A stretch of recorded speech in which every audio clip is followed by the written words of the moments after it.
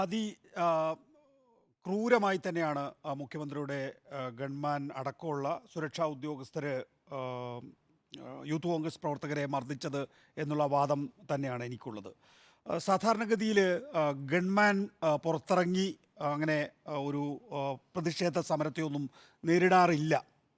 പക്ഷേ അത്തരത്തിലുള്ള അപവാദങ്ങളും ഉണ്ട്. അതിലേക്ക് ഞാൻ വരാം. നോക്ക്, ഇതൊരു നീണ്ട വടിയാണ് ഉപയോഗിച്ചിരിക്കുന്നത്. ഞാനത് ഇന്ന് പോലീസിൻ്റെ എനിക്കുള്ള സോഴ്സിൽ ഞാൻ അന്വേഷിച്ചു എങ്ങനെയാണ് ഈ നീണ്ട വടി വന്നത് എന്ന്. കാരണം ഈ നീണ്ട വടി, ഈ ചൂരൽ ആദ്യമായി പോലീസിൽ വന്നിട്ടുള്ളത് ഞാനൊക്കെ SFI ആയിരുന്ന കാലഘട്ടത്തിലാണ്. നമ്മളൊക്കെ വിദ്യാർത്ഥി പ്രസ്ഥാനവുമായി വല്ലാതെ ഇടപെട്ടുകൊണ്ടിരിക്കുന്ന കാലഘട്ടത്തിലാണ്. ആ വയലാർ രവി ആയിരുന്നു. ഞാനൊക്കെ തുടങ്ങിയതേ ഉള്ളൂ ശരിക്കും പറഞ്ഞാൽ. വയലാർ രവി ആയിരുന്നു ആഭ്യന്തരമന്ത്രി. അന്നൊരു മുദ്രാവാക്യം കേരളത്തിൽ മുഴങ്ങിയിരുന്നു. ആ മുദ്രാവാക്യം എനിക്ക് ഇപ്പോഴും ഓർമ്മയുണ്ട്. വയലാറിൻ മണ്ണിൽ ശവന്നാറിച്ചെടിയായി വളർന്നൊരു പയ്യൻ, അവനാണ് ഈ വയലാർ രവി എന്ന കള്ളൻ. ഈ മുദ്രാവാക്യം ഇങ്ങനെ കേരളത്തിൽ മുഴങ്ങിക്കൊണ്ടിരുന്നത്. അത് പിൽക്കാലത്ത് ഞാൻ ക്യാച്ച് ചെയ്തതാണോ, ആ കാലഘട്ടത്തിൽ ആ നിലയിൽ മുദ്രാവാക്യം വിളിക്കാനൊക്കെ ഞാൻ ഉണ്ടായിരുന്നോ എന്ന് എനിക്ക് ഓർമ്മയില്ല. പക്ഷേ അങ്ങനെയുള്ള മുദ്രാവാക്യം പിൽക്കാലത്തും മുഴങ്ങിക്കേട്ടിട്ടുണ്ട് എന്നുള്ളതാണ്.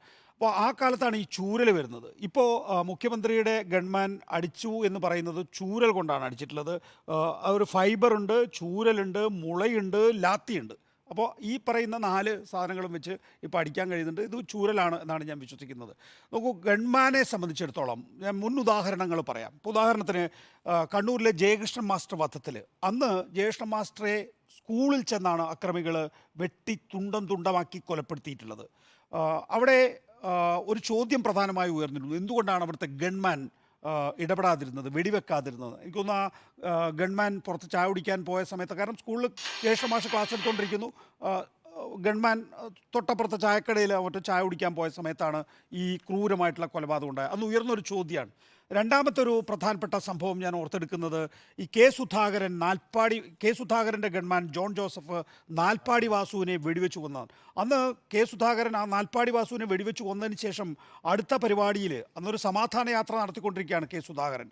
അടുത്ത ജംഗ്ഷനിൽ പോയി പ്രസംഗിച്ചത് തോക്ക് പിന്നെന്തിനാ കൊടുത്തത്, ഉമ്മ വെക്കാനാണോ?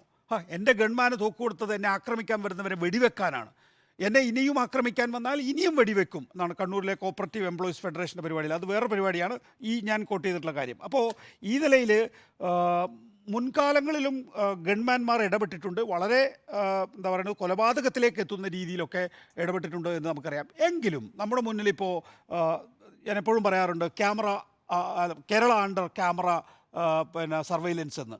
അപ്പോൾ നമ്മുടെ ദൃശ്യമാധ്യമങ്ങൾ ഇത്ര സജീവമായ കാലഘട്ടത്തിൽ, എല്ലാവരുടെയും കയ്യിൽ ക്യാമറയുള്ള മൊബൈൽ ഫോണുള്ള കാലഘട്ടത്തിൽ ഇത്തരം അടികൾ നമുക്കിപ്പോൾ ദൃശ്യങ്ങളായി കിട്ടുകയാണ്. അപ്പോൾ നമ്മൾ മുൻകാലങ്ങളിൽ നാൽപ്പാടി വാസുവിൻ്റെ കൊലപാതകം അടക്കമുള്ള കാര്യങ്ങൾ മറന്നുകൊണ്ട് ഇപ്പോൾ മുഖ്യമന്ത്രി അക്കാര്യത്തിൽ പറഞ്ഞ കാര്യങ്ങളൊക്കെ തന്നെയും ഓർത്തെടുക്കുമ്പോൾ പോലും, അങ്ങനെയാണെങ്കിൽ തന്നെയും ഒരു ഗൺമാൻ ഇടപെടേണ്ട രീതിയിലല്ല യഥാർത്ഥത്തിൽ ഇടപെട്ടിട്ടുള്ളത്.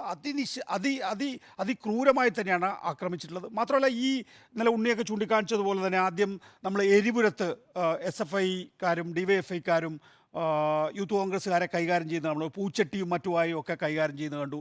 കഴിഞ്ഞ ദിവസം ആലപ്പുഴയിൽ തന്നെ എടുത്ത് കനാലിലിടുന്നത് കണ്ടു. ഇപ്പോൾ മറ്റ് ആലപ്പുഴയിൽ കനാലിട്ട് എറണാകുളത്ത് ഇത് ആലപ്പുഴയിൽ ഗൺമാൻമാർ ആക്രമിക്കുന്ന കണ്ടു. ഇത് ഒഴിവാക്കേണ്ടത് തന്നെയാണ്. യഥാർത്ഥത്തിൽ നവകേരള സദസ്സിൻ്റെ പ്രഭാവം നഷ്ടപ്പെടുത്തുന്ന രീതിയിൽ തന്നെയാണ് അത് പോയിക്കൊണ്ടിരിക്കുന്നതാണ്.